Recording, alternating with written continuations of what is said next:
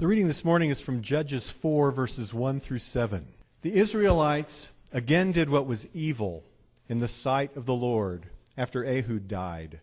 So the Lord sold them into the hand of King Jabin of Canaan, who reigned in Hazor.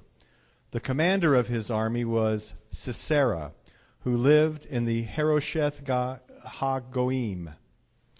Then the Israelites cried out to the Lord for help, for he had 900 chariots of iron and had oppressed the Israelites cruelly 20 years.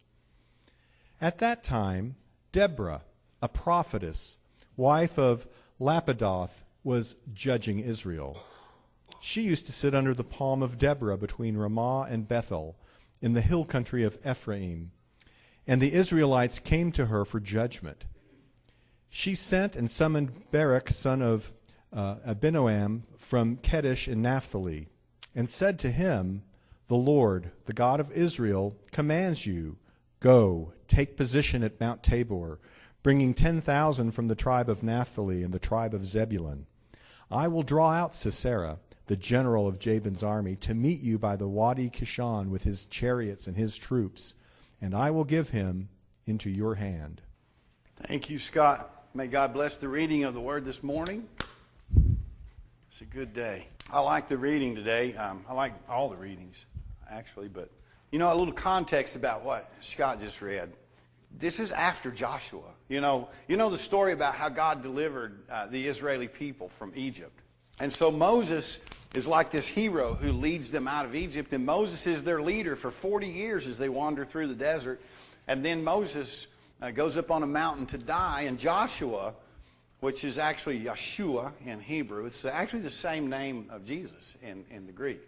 And Yeshua takes them across the river, the Jordan River, into the land of Canaan, into where they're headed, the land of milk and honey, the promised land. And it's a great scene, almost like the one where Moses is bringing them out of. Moses brings them out of Egypt, and they part the waters of the Red Sea. God holds back the water, and they're delivered into the desert of all places.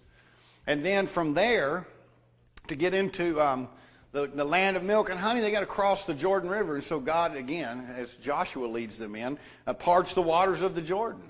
And so they enter. And Joshua is their leader and rules for a number of years. But after Joshua, there are a number of leaders, and things don't go so well for the Israelis. You read earlier that God is driving out all of their enemies before them. And it's a great story. And it's there's truth in all of that. But if you keep reading, the Bible then starts to suggest, but it's not what you think. God's not running through there, pushing people out, and they're going in, and everything is milk and honey, because it says here in the text today that after Joshua, after this period is over, that again they did what was evil in the sight of God, which is another way of saying they missed the blessing, they missed the mark. And so there's 20 years of cruel oppression. 20 years of oppression by this general named Sisera, who's a Canaanite, and he has this tool that nobody else has. He has 900 iron chariots.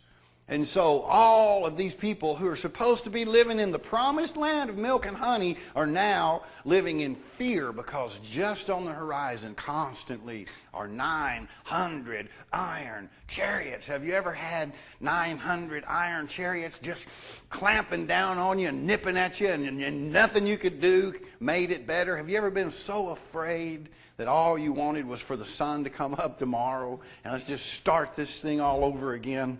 And so here, in this scene, God raises up a hero. Now, this is in a period of time when between Moses and Joshua, there are going to be a number of judges. And then appear the prophets, and Israel wants a king. And so Israel gets a king, but the prophets are always there to counter when the king leads people away from God's will. And so here, in this period of their history, God raises up a hero.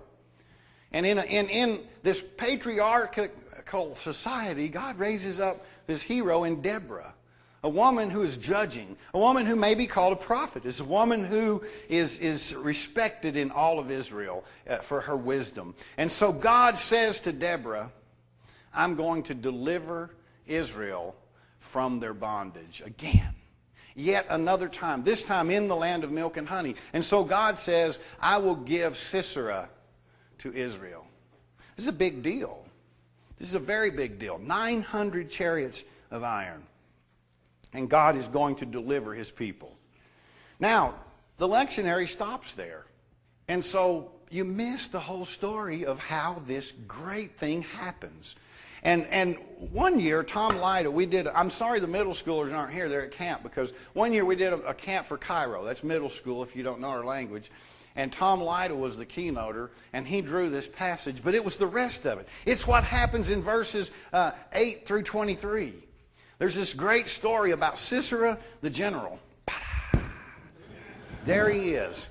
And so what happens is, Deborah, after she hears God say, I'm going to give you Sisera, then she calls Barak, and she says, put together 10,000 men and meet us out there at this Mount Tabor, because God is going to deliver Sisera and those 900 chariots to you. And so Barak and his 10,000 men and all the bravery that they could muster up look at this woman of God, and Barak says, I'll go if you go. And so she says, okay, I'll go with you. And so she goes down with them for the battle, and sure enough, in the night, something happens. No one really knows what. The text isn't clear, but it says that they're looking out over that massive army and those scary chariots, and God strikes a panic among Sisera's army.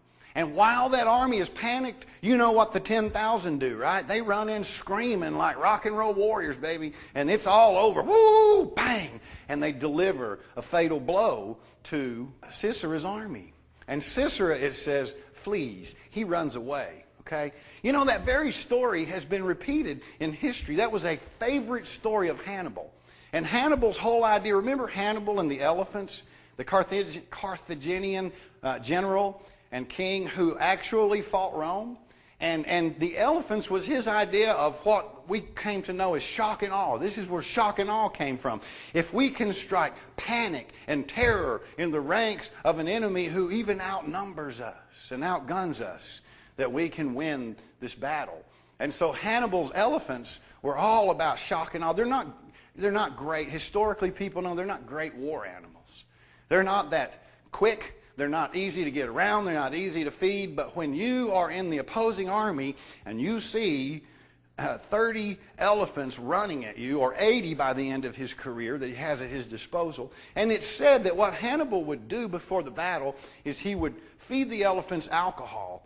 He'd get them good and drunk, and then he would prod their ankles and poke the skin until they were bleeding and irritated. And then these drunk elephants who were angry would just run chaotically into this battle and strike terror, shock and awe in the hearts of their enemy. It's been repeated throughout history. In our lifetime, Norman Schwarzkopf adopted the exact same story, following Hannibal's example. And from the same biblical text. If you remember, in the first Gulf War, Schwarzkopf's army carpet bombed a people for 45 days without stopping. Now that's shock and awe. If you're in the ground wondering, when do these people run out of bombs? The bad news is, America doesn't seem to run out of bombs. Medicine? Sometimes. Bombs? No. And so... just keeping our priorities straight. And so it is that we see this story repeated throughout history.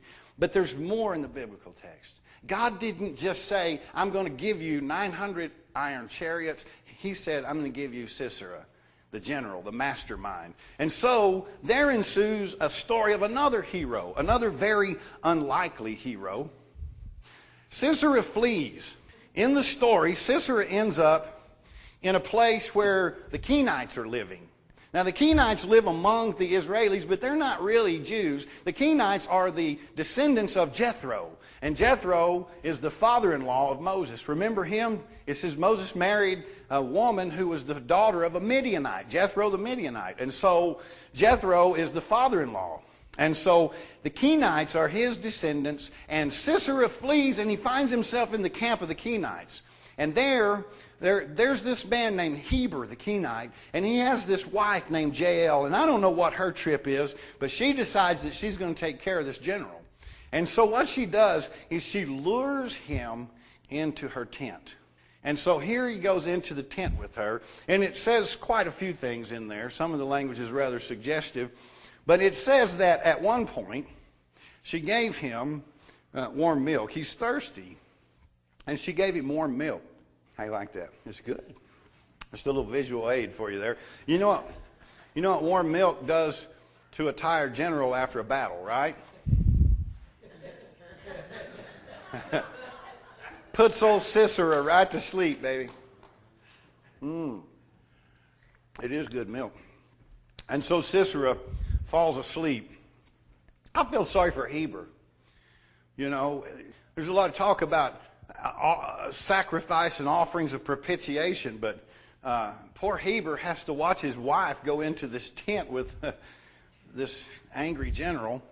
But she's got a plan. And when she lures him to sleep, what she does is she takes this tent peg, it says, and she drives it right through his temple. Now, when Tom Lyda did this at camp with middle schoolers, they loved it, okay? I don't know how this is going to turn out today. I'm not sure. I'm not sure what Wyatt and Pam are going to think about it on the front row.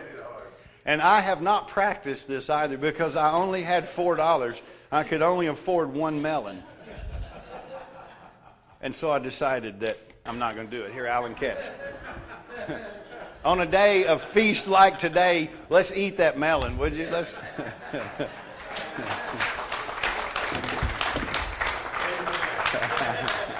Scared you, didn't I, huh? Everybody was worried. Woo! You know, that's a great story, and I couldn't help but tell it, even if the lectionary didn't assign it. But I'm going to be true and honest to the lectionary at the same time. It stops at verse 7, and it just says that God said to Deborah, after 20 years of cruel oppression, I am going to deliver you. And that's where it stops. It was fun to look at all of the sex and violence because there's plenty of it in the Bible, and it's always fun to look at. But the lectionary is clear. God said, you have suffered long enough. I am going to deliver you. It's like we can join with the psalmist that we heard today when the psalmist cries out, we, God, have had more than enough contempt. Our heart has had more than its fill of scorn. Have you ever been there? Man, I have been. Y'all who are close to me know these last 5 weeks have been incredible. And the last 4 years have been challenging. And it's like I want to cry out and say, God, enough. Calf rope. We can't take no more. And we need to be delivered. You know, over and over in the Bible, there's this story of God delivering his people. Over and over. God delivers Job. When Job is being tested, God is preparing Job to receive back sevenfold of everything that Job lost in the challenges of his life. When Joseph is in the well and when Joseph is forgotten in prison, God is preparing Joseph for the day that he will be the prime minister of all of Egypt, the most powerful nation and empire in the whole earth. And when Jonah is in the belly of the whale, rebelling, God already is preparing the shores of Nineveh to receive Jonah. Jonah, the rebel, would become the messenger, the rescuer of 100,000 people in Nineveh who would cry out, enough, God. We have had more than enough contempt. Let this scorn be ended, God.